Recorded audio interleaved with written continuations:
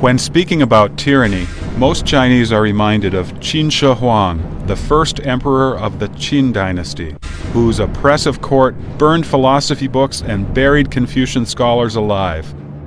Qin Shi Huang's harsh treatment of his people came from his policy of supporting his rule with all of the resources under heaven.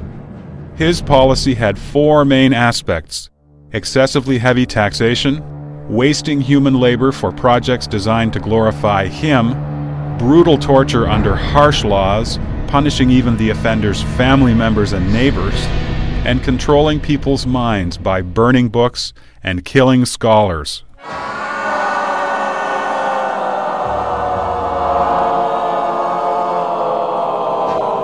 Today, the CCP's violence and abuse are even more severe than those of the tyrannical Qin dynasty. Mao Zedong, the first CCP leader of the People's Republic of China, put it bluntly, saying, "What can Emperor Qin Shi Huang brag about? He only killed 460 Confucian scholars, but we killed 46,000 intellectuals." There are people who accuse us of practicing dictatorship like Emperor Qin Shi Huang, and we admit it all. It fits the reality. It is a pity that they did not give us enough credit, so we need to add it ourselves.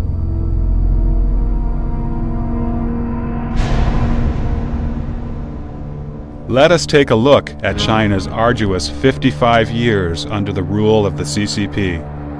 Let us examine how, after seizing power, the CCP utilized the state apparatus to carry out genocide of entire classes of society by using the principle of class struggle, and how the CCP has achieved its reign of terror by means of violent revolution.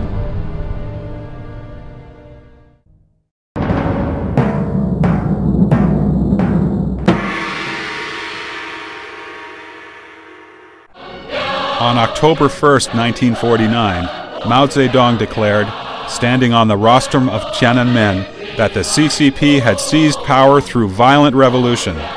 Having suffered several decades of war, the Chinese people celebrated at this moment, thinking that the Chinese nation would move to prosperity thereafter. Throughout history, there have been political groups that committed mass murder in bloody wars in order to acquire power. But after their gaining power, large-scale killings usually came to an end, and people could live a normal life of peace and stability.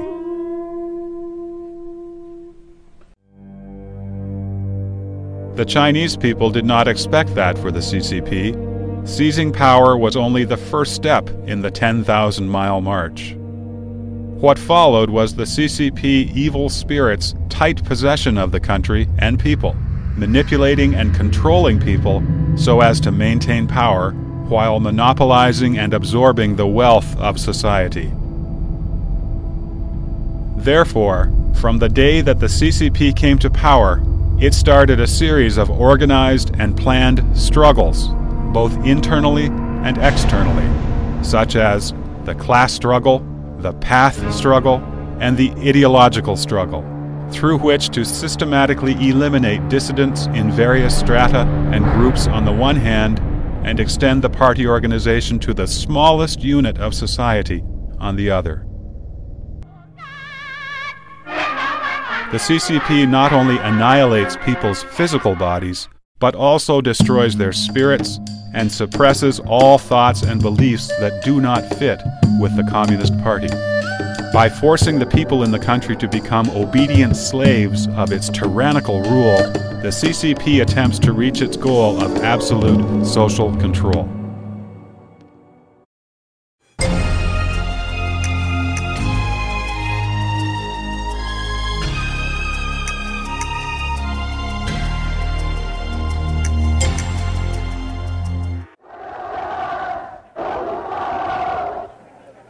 Barely 3 months after the founding of Communist China, the CCP started a land reform program.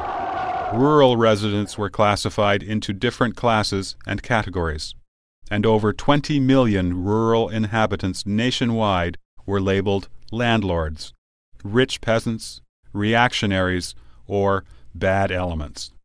These new outcasts faced discrimination, humiliation, and loss of all their civil rights.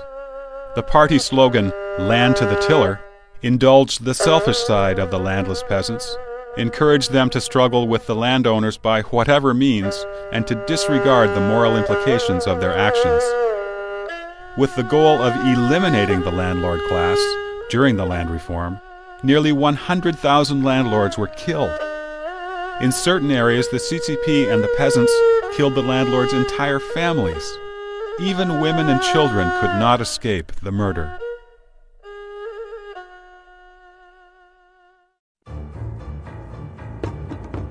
Meanwhile, as the land reform extended its reach to remote areas and regions of ethnic minorities, the CCP's organizations also expanded quickly, establishing party committees and branches in every township and village.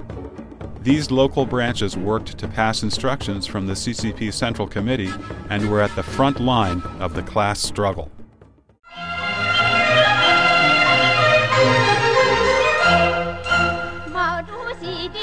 During this period, the CCP launched its first wave of propaganda, declaring, "Chairman Mao is the great savior of the people, and that only the CCP can save China." During land reform, the landless farmers got what they wanted through the CCP's policy of reaping without laboring and robbing without concern for the means. Poor peasants felt that they had benefited from following the party. Therefore, they were grateful and accepted the CCP propaganda that the party worked for the interests of the people.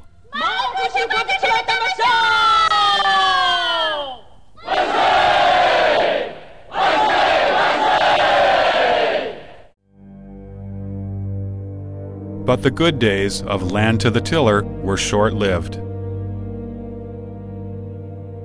In September of 1951, Mao Zedong proposed the first national meeting on cooperatives. Although field investigation showed that peasants did not have enthusiasm in forming cooperatives, the party branches at various levels of the government, including township, rural town, and village, still promoted the cooperatives as the party's political goal. They imposed a number of practices on the peasants, such as mutual aid groups, primary cooperatives, advanced cooperatives, and people's communes. Using the slogan of criticizing women with bound feet, meaning those who are slow-paced, the CCP drove and pushed, year after year, urging peasants to dash into socialism. 乡亲们，咱们芳草地这2年的风风雨雨，给大伙儿擦亮了眼睛。不搞互助合作，就是死路一条啊！咱们贫下中农要按照毛主席的指示组织起来，奔社会主义，这才是一条金光大道啊！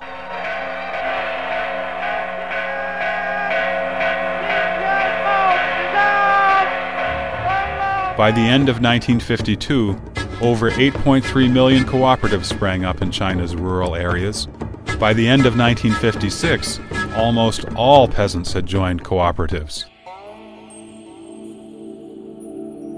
In the cooperative movement, the collective now took the land, livestock, and agricultural tools, which became the property of the collective, and all the benefits the peasants had received during the land reform were taken away. The Communist Party soon started to exercise central control over buying and selling of grain, cotton, and oil, excluding key agricultural products from market exchange. This, in addition to the system of residency registration, led to the peasants' total loss of freedom. Peasants could not leave their commune and brigade, could not go into the cities to work or live, could not buy grain from the state grain shop, and their children could not go to school in the city. The peasants' children could only be peasants. China's rural residency holders became second-class citizens from this time on. During the Great Famine of 1959 to 1961, peasants did not even have the right to enter the city to beg for food. And with their path of escape totally blocked, tens of millions of peasants died of hunger. This was a frightening tragedy, unprecedented in the history of human civilization.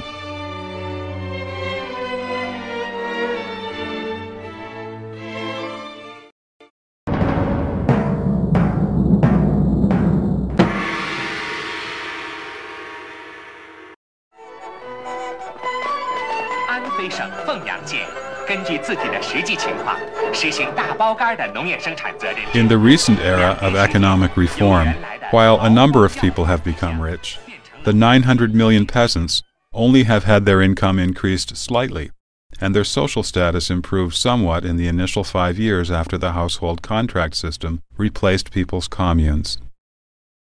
Due to the CCP price structure that favored industrial commodities over agricultural goods, as well as the heavy tax burden, peasants soon plunged into poverty once again.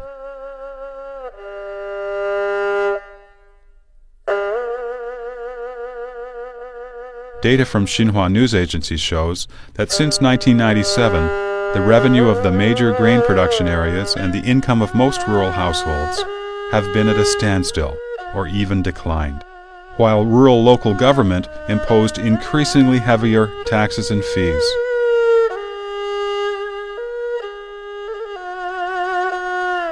The income gap between the urban and rural population has drastically increased, and economic disparity continues to widen.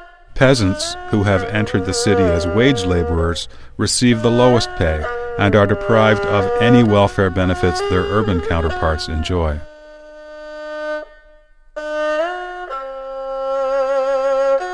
Behind the shiny, display-style economy are hidden layers of ruthless exploitation of peasants and blatant violation of their survival rights. The CCP relied on the peasants to gain power, but today it is the peasants who sacrifice the most and pay the dearest cost in the Chinese society. The CCP's rural policies have always aimed at maintaining party control instead of representing the peasants and showing concern for their benefit.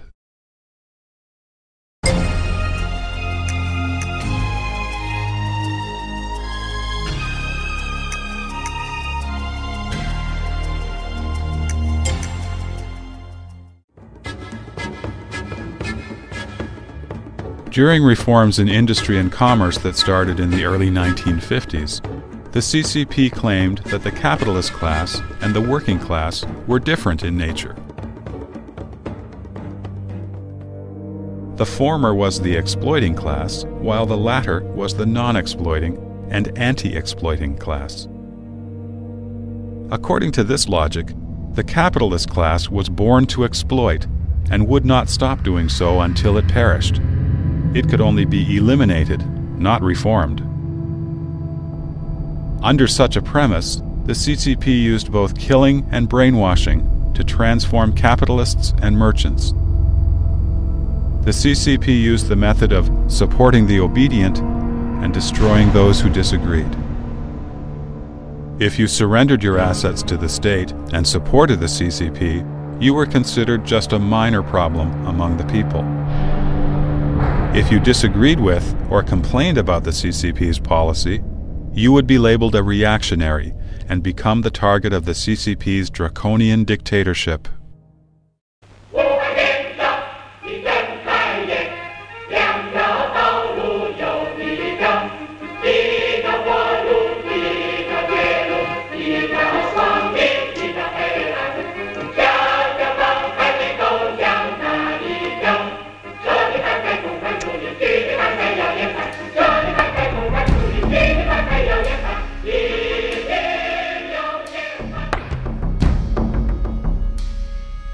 During the reign of terror that accompanied these reforms, capitalists and business owners all surrendered their assets.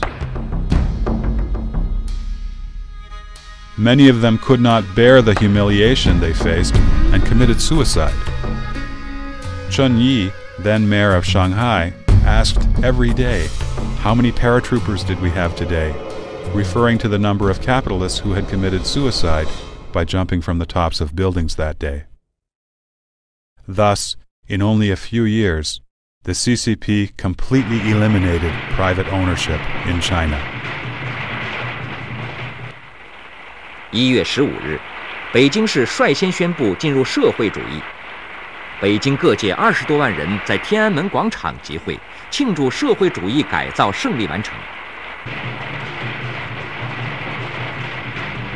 While carrying out its land and industrial reform programs, the CCP launched many massive movements, such as the suppression of counter-revolutionaries, thought reform campaigns, cleansing the anti-CCP clique headed by Gao Yong and Rao Shushi, probing Hu Feng's counter-revolutionary group, the 3 Anti-campaign, the 5 Anti-campaign, and the further cleansing of counter-revolutionaries.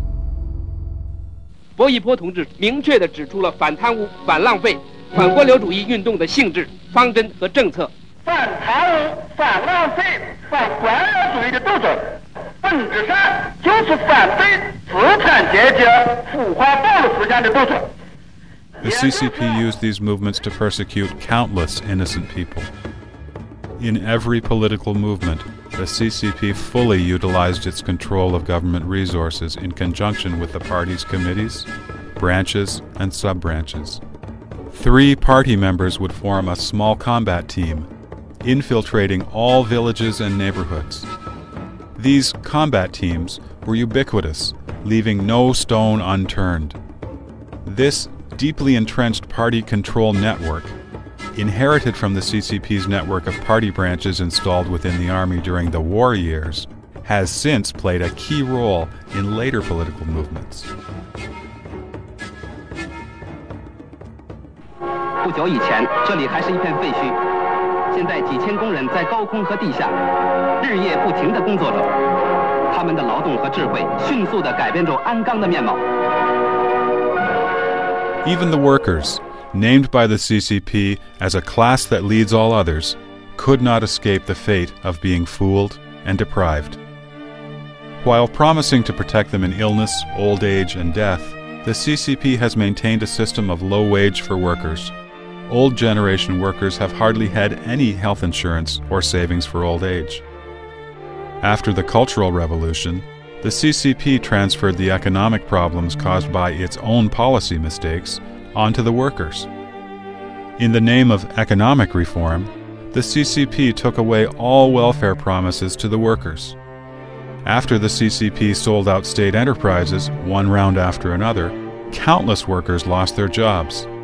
As medical service became commercialized after the government relinquished its responsibility to society, workers dared not visit hospitals when they were ill. After old age care was dumped onto society, old workers who live on their meager retirement income barely have enough money to buy food.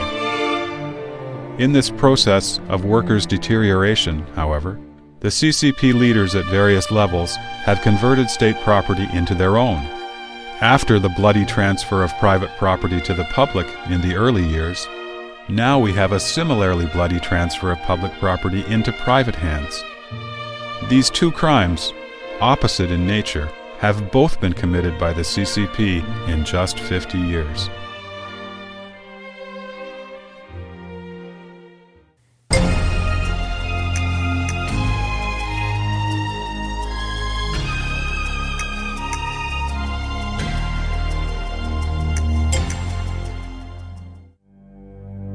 In 1950, the CCP instructed its local governments to ban all unofficial religious faiths and secret societies, stating that those feudalistic underground groups were mere tools in the hands of landlords, rich farmers, reactionaries, and the special agents of the KMT.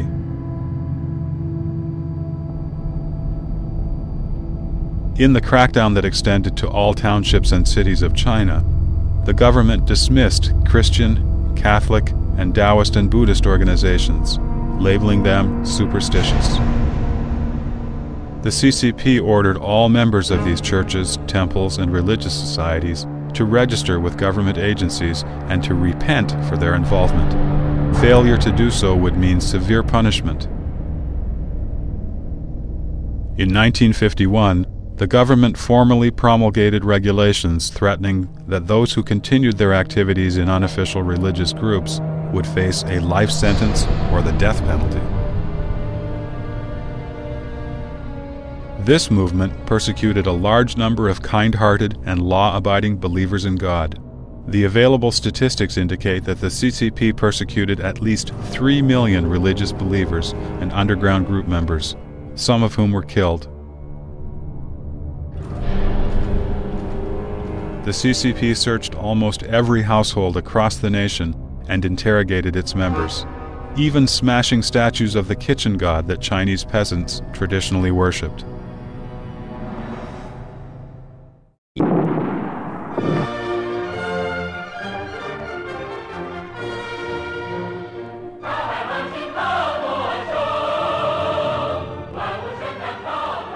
The executions reinforced the CCP message that communist ideology was the only legitimate ideology and the only legitimate faith. The concept of patriotic believers soon emerged. The state constitution protected only patriotic believers. The reality was, whatever religion one believed in, there was only one criterion. You had to follow the CCP instructions, and you had to acknowledge that the CCP was above all religions. If you were a Christian, the CCP was the god of the Christian God. If you were a Buddhist, the CCP was the Master Buddha of the Master Buddha. Among Muslims, the CCP was the Allah of the Allah. When it came to the living Buddha in Tibetan Buddhism, the CCP would intervene and itself choose who the living Buddha would be. The CCP left you no choice but to say and do what the CCP demanded you to say and do. All believers were forced to carry out the CCP objectives while upholding their respective faiths in name only. Failing to do so would make one the target of the CCP persecution and dictatorship.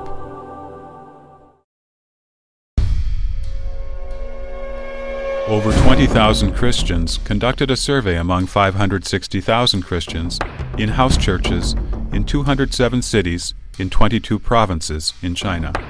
They found that, among house church attendees, 130,000 were under government surveillance.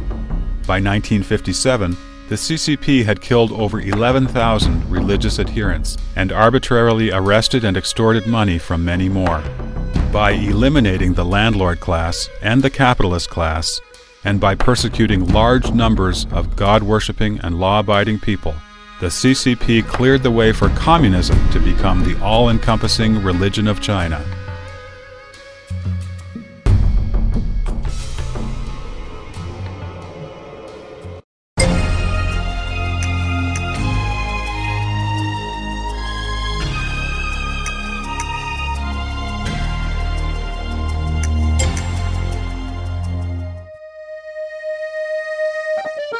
In 1956, a group of Hungarian intellectuals formed the Petőfi Circle that held debates critical of the government. The group sparked a nationwide revolution in Hungary, which was crushed by Soviet soldiers. Mao Zedong took this Hungarian event as a lesson. In 1957, the CCP used the slogan, "Letting 100 flowers blossom and 100 schools of thought contend," and called upon Chinese intellectuals and other people to help the CCP rectify itself.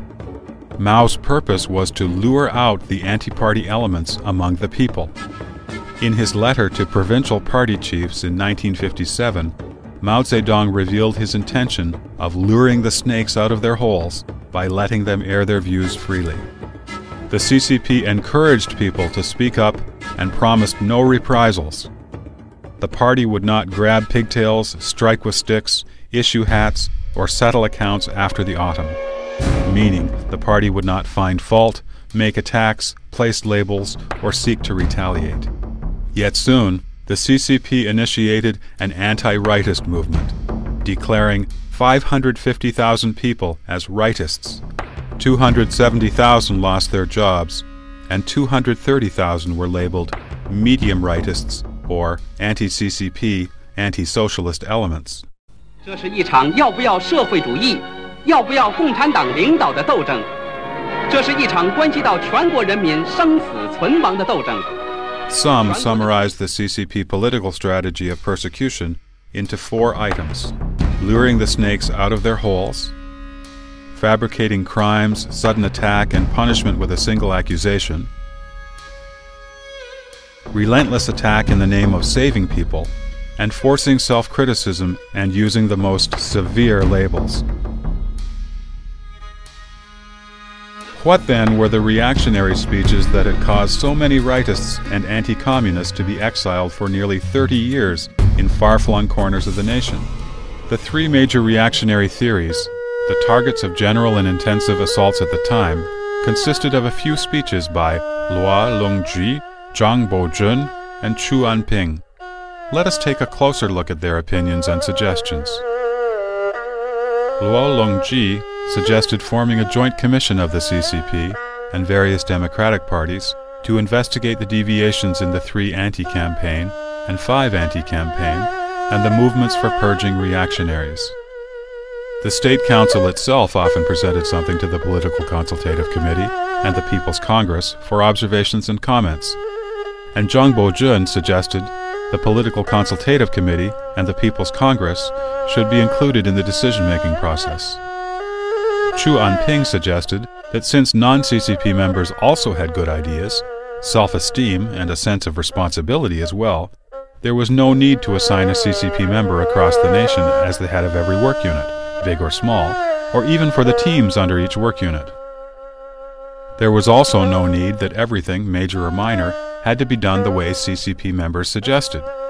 All 3 had expressed their willingness to follow the CCP, and none of their suggestions had exceeded the boundaries demarcated by the famous words of writer and critic Lu Xun, "My master, your gown has become dirty. Please take it off, and I will wash it for you." These rightists had only expressed docility, submissiveness, and respect. None of the condemned rightists suggested that the CCP should be overthrown.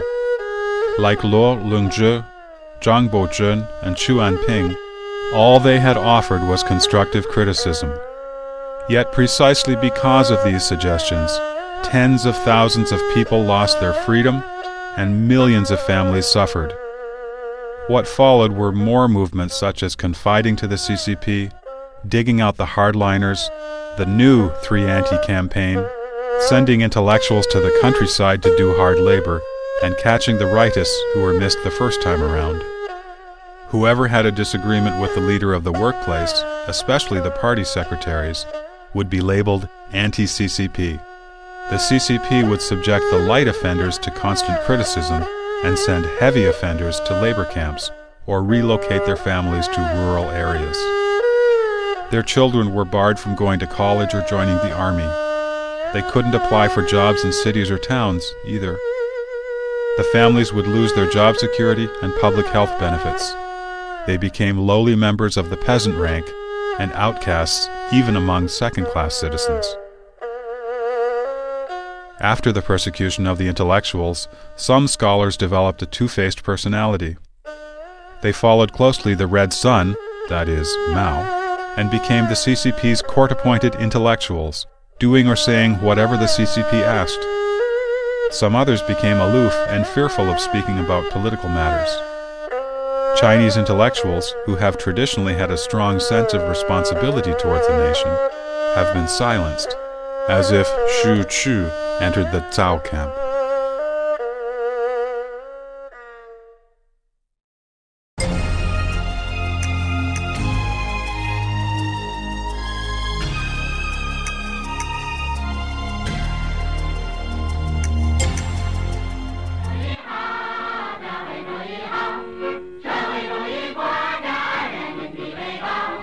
After the anti-rightist movement, China became afraid of the truth. Everyone joined in listening to false words, telling false tales, making up false stories, and avoiding and covering up the truth, using lies and rumors. The Great Leap Forward was a nationwide, collective exercise in lying. 广东连县新浦乡田北社放出中到无产6万多斤的大卫星。广西环江县又发出中稻亩产13万斤的卫星来。这下子，使一些观潮派也跟着喊出了：“人有多大胆，地有多大产，今世庄稼汉，赛过活神仙。”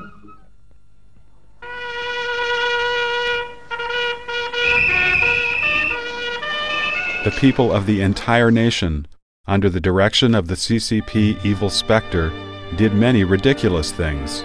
Both liars and those being lied to were betrayed. In this campaign of lies and ridiculous actions, the CCP implanted its violent evil energy into the spiritual world of the Chinese people. At the time, many people sang songs promoting the Great Leap Forward, with lyrics such as, "I am the great Jade Emperor, I am the Dragon King, I can move mountains and rivers, here I come."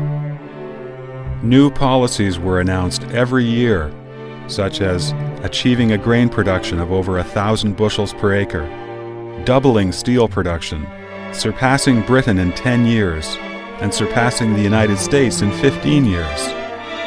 But the policies always failed. As a result, a grave famine swallowed China and left hunger, death, and destitution all over the land.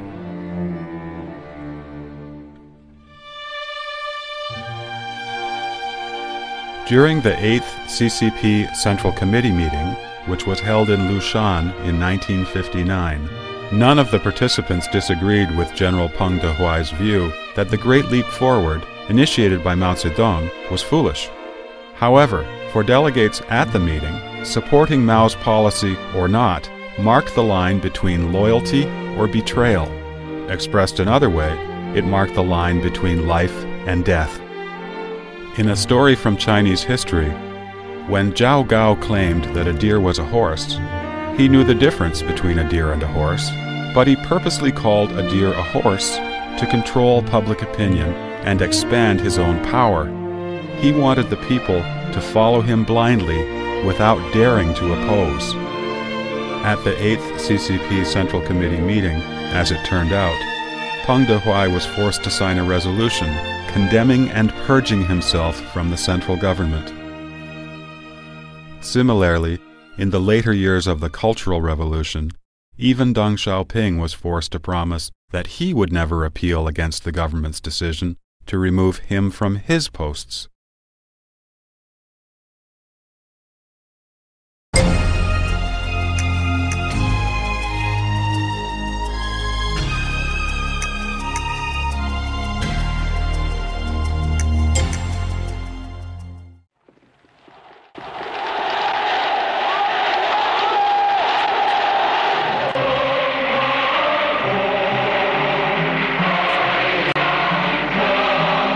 In 1966, a new wave of violence rolled onto the land of China, and an uncontrollable red terror spread like a monster dragon gone mad, or a wild horse broken from the rain, shaking the mountains and freezing the rivers. Writer Qin Mu described the Cultural Revolution in the following bleak terms. It was truly an unprecedented calamity. The CCP imprisoned millions due to their association with a targeted family member, ended the lives of millions more, shattered families, turned children into hoodlums and villains.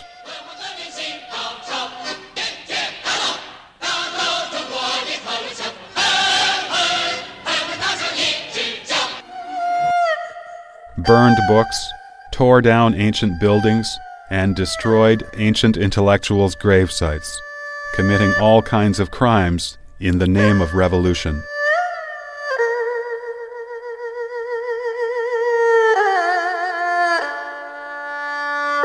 Conservative estimates place the number of unnatural deaths during the Cultural Revolution at 7.73 million. 敬爱的毛主席，我们向您保证，我们一定要做无产阶级革命事业的红色接班人。我们要跟着您干一辈子革命，我们要把旧世界砸个稀巴烂，建设一个无产阶级的新世界。People often mistakenly think that the violence and slaughter during the Cultural Revolution happened mostly during the rebel movements, and that it was the Red Guards and rebels who committed the killing. However, thousands of officially published Chinese county annuals indicate that the peak of unnatural deaths during the Cultural Revolution was not in 1966, when the Red Guards controlled most of the government organizations, or in 1967, when the rebels fought among different groups with weapons, but rather in 1968, when various levels of revolutionary committees were established, and Mao regained control over the entire country.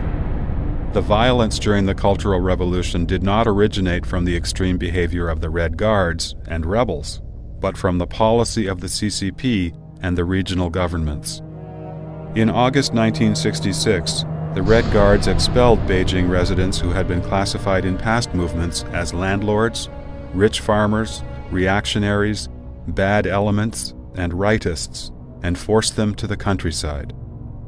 The available official statistics show that almost 34,000 homes were searched, and over 85,000 Beijing residents were expelled from the city and sent back to where their parents had originally come from.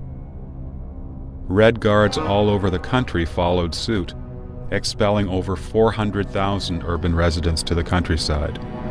Even high-ranking officials, if their parents were landlords, faced exile to the country. In fact, the CCP planned the expulsion campaign even before the Cultural Revolution began.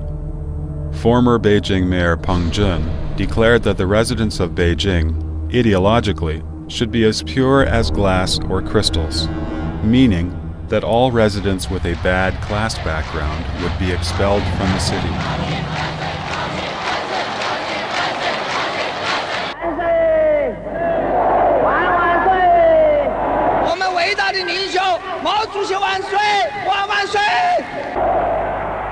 In May of 1966, Mao commanded his subordinates to protect the capital. A capital working team was set up, led by Ye Jianying, Yang Chongwu, and Xie Fuzhi. One of the tasks of this team was to use the police to expel Beijing residents of bad class background. This history helps make clear why the government and police departments did not intervene, but rather supported the Red Guards in searching homes and expelling more than 2% of Beijing residents. The Minister of Public Security, Xie Fuzhi, required the police to not intervene in the Red Guards' actions, but rather to provide advice and information to them. The Red Guards were simply utilized by the party to carry out a planned action.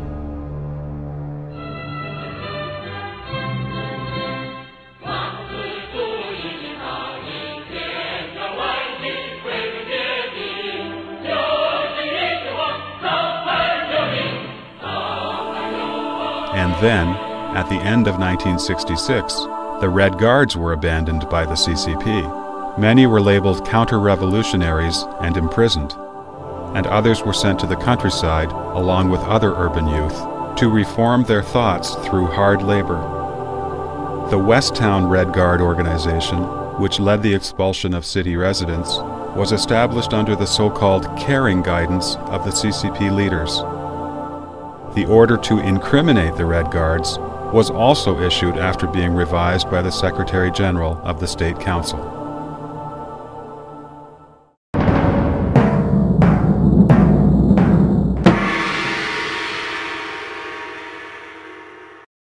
Following the removal of the Beijing residents of bad class background, the rural areas started another round of persecution of bad class elements. On August 26, 1966, a speech by Xie Fuzhi was passed down to the Daxing police force at their work meeting. Xie ordered the police to assist the Red Guards in searching the homes of the 5 black classes. The 5 black classes are landlords, rich peasants, reactionaries, so-called bad elements, and rightists. The police provided information and advice and helped the Red Guards in their raids. The infamous Daxing massacre occurred as a direct result of instructions from the police department. The organizers were the party secretary and the director of the police department, and the killers were mostly militiamen. They did not even spare the children. During the Cultural Revolution, many were admitted into the CCP for their so-called good behavior during such slaughters. Statistics from Guangxi province, for example, show the following. More than 9,000 were admitted to the party shortly after they had killed someone. More than 20,000 committed murder after being admitted to the party, and more than 19,000 other party members were involved in killing in one way or another. These figures, from one province alone, show that nearly 50,000 CCP members engaged in killing. During the Cultural Revolution, class theory was also to be applied to beatings.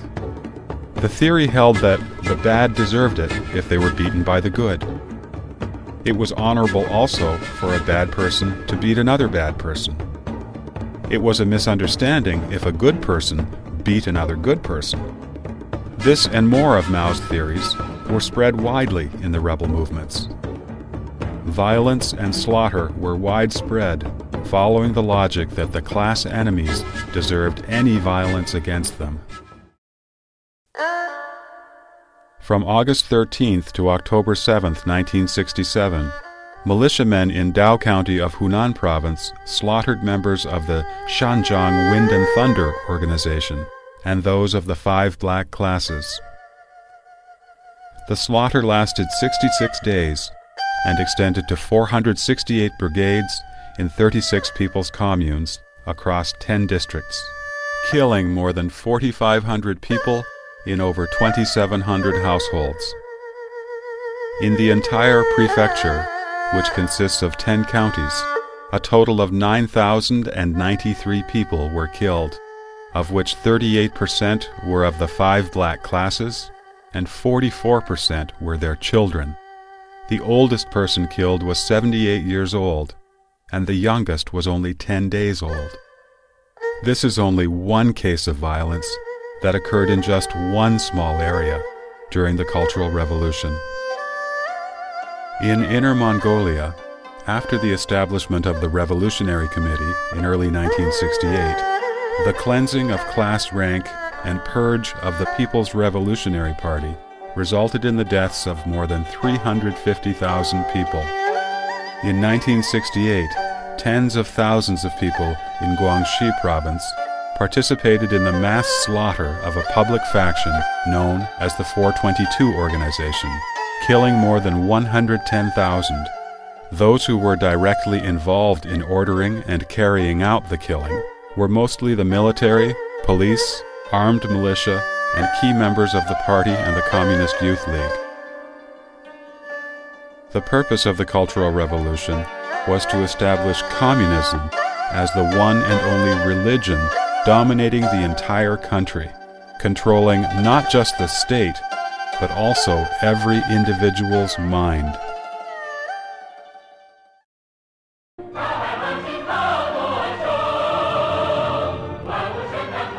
The Cultural Revolution pushed the CCP and Mao Zedong's cult of personality to a climax. Mao's theory was used to dictate everything, and one person's vision had to be embedded in tens of millions of people's minds. The Cultural Revolution, in a way unprecedented and never again to be matched, did not specify what could not be done. Instead, the party emphasized what could be done and how to do it. Anything outside this boundary could not be done or even considered. During the Cultural Revolution, everyone in the country carried out a religious-like ritual. They ask the party for instructions in the morning and report to the party in the evening. They salute Chairman Mao several times a day, wishing him boundless longevity. They repeat morning and evening political prayers every day. Nearly every person who can read has had the experience of having to write self-criticism and thought reports. Mao's quotations such as the following were frequently recited. Fight ferociously against every passing thought of selfishness. Execute the party's command whether or not you understand it. Even if you do not understand, carry it out anyway, and your understanding should deepen in the process of execution. Only one God was allowed to be worshipped, and that God was Mao. Only one kind of scriptures were allowed to be studied, Mao's teachings. Soon, the God-making process progressed to such a degree that the people could not even buy food in canteens if they did not first recite a quotation or offer a greeting to Mao. When shopping, riding the bus, or even making a phone call, one had to recite one of Mao's quotations, even if it was totally irrelevant. In these rituals of worship, people were either fanatical or cynical, and in either case, they had already come under the control of the communist evil specter. Producing lies, tolerating lies, and relying on lies became a part of daily life for Chinese people.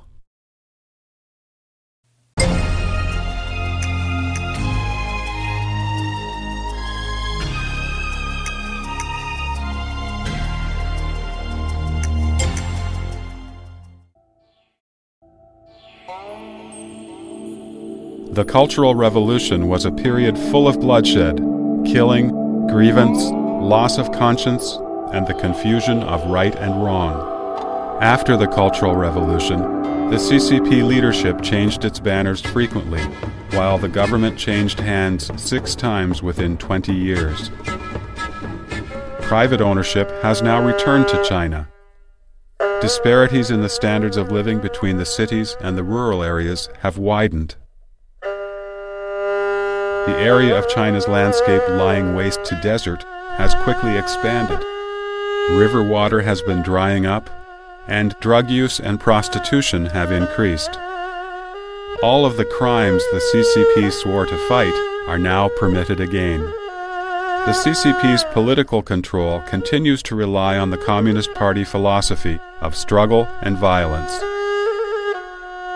The CCP's ruthless heart, devious nature, evil actions, and ability to bring ruin to the country has only increased.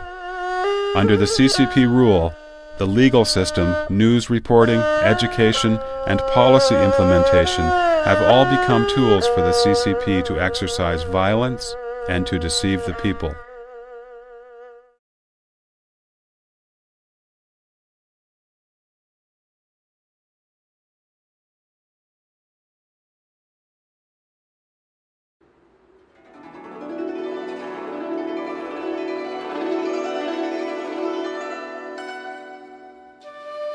Under the influence of Confucianism, Chinese people have traditionally valued benevolence and righteousness, using propriety to persuade people instead of resorting to punishment and regulation, in which case lawsuits will disappear. To explain this, instead of building a perfect legal system, if we educate people with moral principles, people would be peaceful and nobody would need to engage in lawsuits.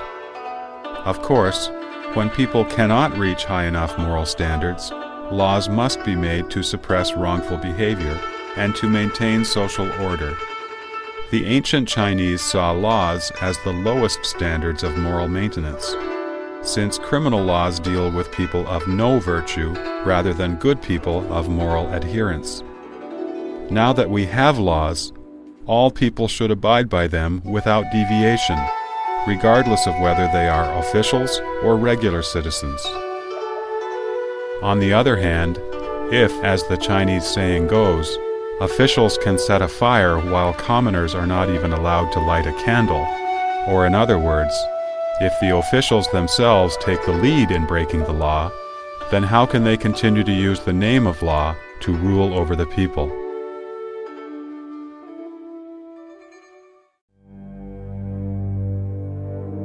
Under CCP control, the Chinese legal system has become its tool. Those in power make the law, but break it themselves.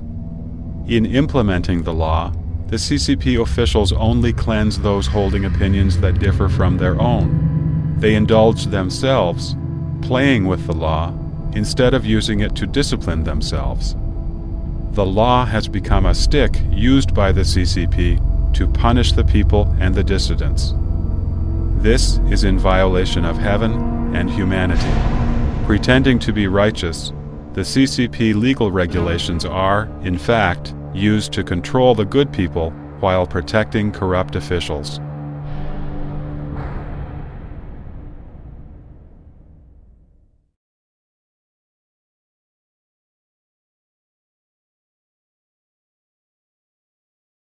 Lies and slander published in the newspapers and broadcast on television have greatly assisted the execution of the CCP's policies in all past political movements. The media instantly execute the party's commands. When the party wanted to start the anti-rightist movement, for example, media all over China reported the so-called crimes of the rightists. When the party wanted to set up the People's Communes, every newspaper in the nation immediately started to praise the superiority of People's Communes. When the party said the 1989 student protest was a riot, media all over China insisted that suppressing the protest with guns was the correct path. Within the first month of the persecution of Falun Gong, television and radio stations slandered Falun Gong repeatedly in their primetime broadcasting in order to brainwash the people.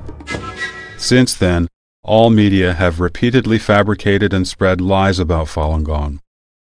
This includes the effort to incite nationwide hatred against Falun Gong by reporting false news, blaming Falun Gong practitioners with murder and suicide. In the past 5 years, no mainland Chinese newspaper or TV station has reported the true situation about Falun Gong. Chinese people have become used to the false news reports. A senior reporter from Xinhua News Agency once said, "How could you trust a Xinhua report?" People have even described Chinese news agencies as the party's dog. A Chinese folk song about the media goes, "It is a dog raised by the party, guarding the party's gate. It bites anyone the party wants it to bite, and bites however many times the party wants it to."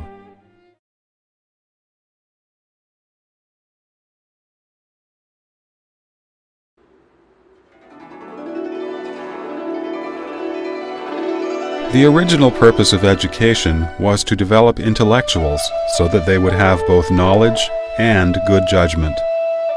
Knowledge refers to the understanding of information and data from historical and current events. Judgment refers to the process of analyzing, investigating, critiquing, and reproducing such knowledge, which is in fact a process of spiritual development.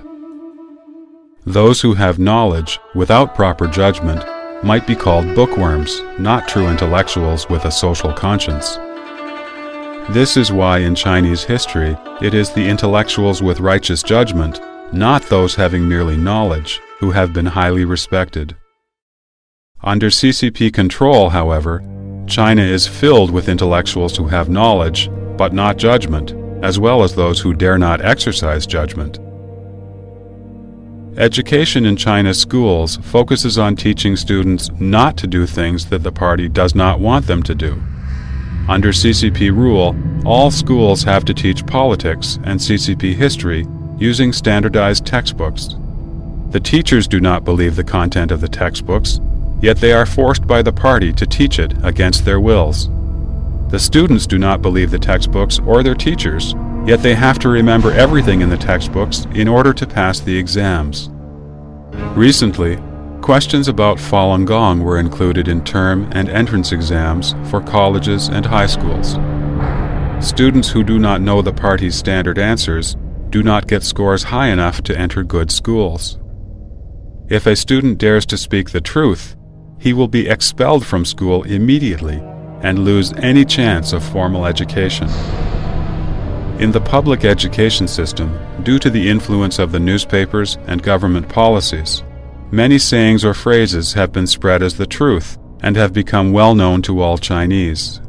One example is the following of Mao's quotations: "We should support whatever the enemy opposes and oppose whatever the enemy supports. The negative effect is widespread. It has poisoned people's hearts, supplanting benevolence and destroying the moral principle of living in peace and harmony. In 2004, the China Information Center analyzed a study done by Sinanet, a major Chinese-language internet portal, and the results showed that nearly 85% of Chinese youths agreed that one is allowed to abuse women, children, and prisoners during a war. This is shocking, but it reflects the Chinese people's mindset, especially that of the younger generation, who lack a basic understanding of the traditional concept of benevolent rule and the notion of universal humanity. On September 11, 2004, a man went on a rampage and fanatically stabbed 28 children with a knife in Suzhou City. On the 20th of the same month, a man in Shandong province injured 25 elementary school students with a knife. These killings have been molded from the same violence that has formed the CCP.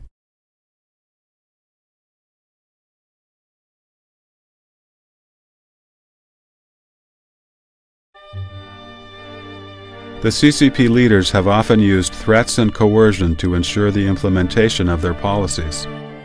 One of the means they used was the political slogan.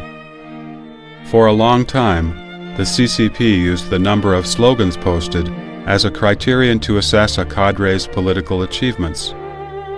During the Cultural Revolution, Beijing became a sea of red posters overnight, with the slogan, "Down with the ruling capitalists in the party," everywhere. In the countryside, by accident, the rural cadres shortened the signs to read, "Down with the ruling party." To promote its forest law, the State Bureau of Forestry and all its stations and forest protection offices strictly ordered a standard number of slogans to be put out. Not reaching the quota would be treated as not accomplishing the task. In the administration of birth control, there have been even scarier slogans such as, "If one person violates the law, the whole village will be sterilized." Another, "Rather another tomb than another baby," or, "If she didn't have an abortion as she should, her house will be torn down. If she didn't have an abortion as she should, her cows and rice fields will be confiscated." There were more slogans that violate human rights and the Constitution, such as, "You will sleep in prison tomorrow if you don't pay your taxes today." A slogan is essentially a means to spread messages, but in a very direct and repetitive manner. Hence, the Chinese government uses slogans to promote its political intent, will, and propositions. Political slogans can also be viewed as the government speaking directly to the people. However, in the CCP's policy-promoting slogans, it is not hard for one to smell the air of violence and cruelty.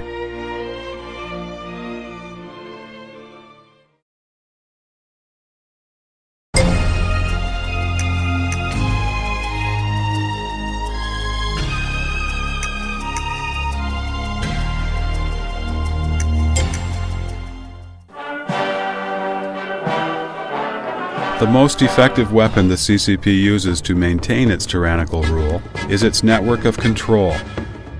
In a well-organized fashion, the CCP imposes a mentality of obedience on every one of its citizens.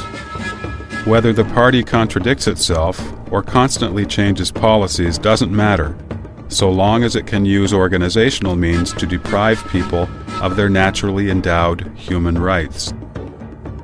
The government's tentacles are omnipresent, whether it is in rural or urban areas. The so-called street or township committees govern the citizens. Until recently, getting married or divorced, even having a child, all needed the approval of these committees. The party's ideology, way of thinking, organizational methods, social structure, propaganda mechanisms, and administrative systems serve only the CCP's dictatorial purposes. The party, through the mechanisms of government, strives to control every individual's thoughts and actions. The brutality with which the CCP controls its people is not limited to the physical torture it inflicts. The party also forces people to lose their ability to think independently, and makes them into fearful, self-protective cowards, daring not to speak up. The goal of the CCP's rule is to brainwash each of its citizens so that they think, act, and talk like the CCP and do what it promotes. There is a saying that party policy is like the moon. It changes every 15 days. No matter how the party changes its policies, everyone in the nation needs to follow them closely. When you are used as a means of attacking others, you need to thank the party for appreciating your strength. When you are attacked, you have to thank the party for teaching you a lesson. When you are wrongfully discriminated against, and the party later needs to give you redress, you have to thank the party for being generous, open-minded, and able to correct its mistakes. The party runs its tyranny through continuous cycles of suppression, followed by redress. After 55 years of tyranny, the CCP has imprisoned the nation's mind and constrained it within the range allowed by the CCP. For someone to think outside this boundary is considered a crime. After repeated struggles, stupidity is praised as wisdom. Being a coward is the way to survive. In a modern society with the Internet as the mainstream of information exchange, the CCP even asks its people to exercise self-discipline and not read news from outside or log on to websites with keywords like human rights and democracy.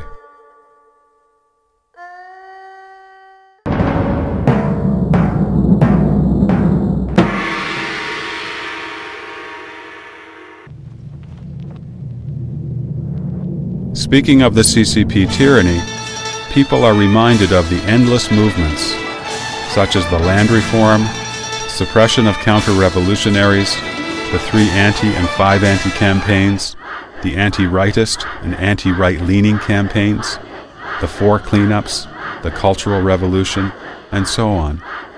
In reality, as China is possessed by the communist evil specter, tyranny and persecution are not limited to political movements, but have permeated every day of every period since the CCP came to power. It is only that during political movements, the persecution is more conspicuous. During the 55 years of the CCP rule, persecution has become part of the system, even using terror as a means of control now and again. This tyranny, often exercised under such abstract and lofty ideals as communism and national development, easily misleads people into making wrong conclusions. In comparison with the outrageous emperors of the past, whose extreme corruption and self-indulgence led commoners to suffer, the Communist Party can be defended, no matter how egregious its crimes are, as they come from ideals rather than material greed. Little do people realize that tyranny led by ideals is the cruelest tyranny of all.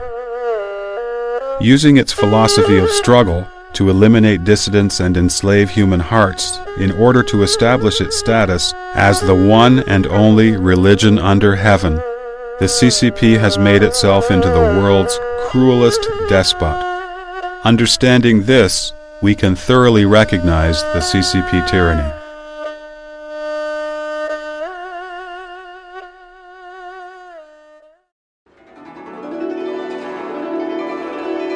In Chinese history, every benevolent leader viewed loving, nourishing, and educating the people as the duties of government. Human nature aspires to kindness, and the government's role is to bring about this innate human capacity. Mencius, who followed Confucius, said, "This is the way of the people. Those with constant means of support will have constant hearts, while those without constant means will not have constant hearts." Education without prosperity has been ineffective. The tyrannical leaders who have had no love for the people, but who have killed the innocent, have been despised by the Chinese people. In the 5,000 years of Chinese history, there have been many benevolent leaders, such as Emperor Yao and Emperor Shun in ancient times. Emperor Wen and Emperor Wu of the Zhou dynasty, Emperor Wen and Emperor Jing in the Han dynasty, Emperor Tang Taizong in the Tang dynasty, Emperor Kangxi and Emperor Qianlong in the Qing dynasty. The prosperity enjoyed in these dynasties was all a result of the leaders practicing the heavenly Tao, following the doctrine of the mean, and striving for peace and stability. The characteristics of a kind leader are to make use of virtuous and capable people, to be open to different opinions, to promote justice and peace, and to give the people what they need. This way, citizens will obey the laws, maintain a sense of decorum, live happily, and work efficiently. Looking at world affairs, we often ask who determines whether a state will prosper or disappear, even though we know that the rise and fall of a nation has its reasons. With the Chinese culture's profound tradition and Chinese people's diligence and wisdom, we will surely see peace and prosperity returning to the Chinese land when China frees itself from the CCP's tyrannical control.